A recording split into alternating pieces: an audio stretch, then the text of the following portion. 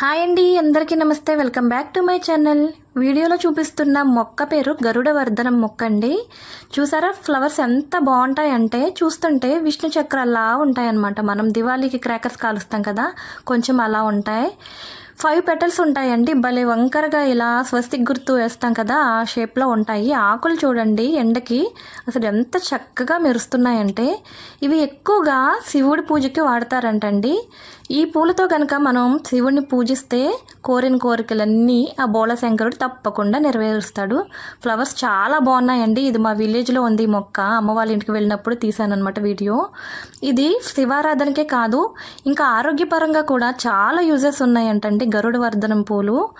ఇవేంటంటే ముఖ్యంగా మనకి కాలం కళ్ళకి ఎక్కువగా వింటున్నాం కదండి, పిల్లల్లో కానీ పెద్దవారిలో కానీ.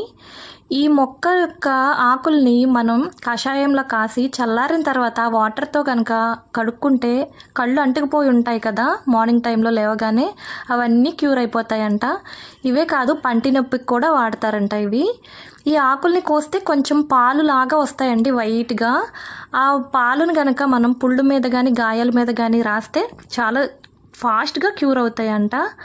ప్లాంట్ అయితే సూపర్ ఉంటుందండి. మా చిన్నప్పుడు చాలా మెమరీస్ ఉన్నాయి ఈ చెట్టుతో మాకు. మేము మండవల్లిలో ఉండేవాళ్ళం అనమాట చిన్నప్పుడు. అప్పుడు ఈ చెట్టు కిందే ఆడుకునేవాళ్ళం. వీడియో నచ్చితే ప్లీజ్ ఒక లైక్ చేసి నా ఛానల్ని సబ్స్క్రైబ్ చేయటం మర్చిపోకండి ఫ్రెండ్స్. Thanks for watching.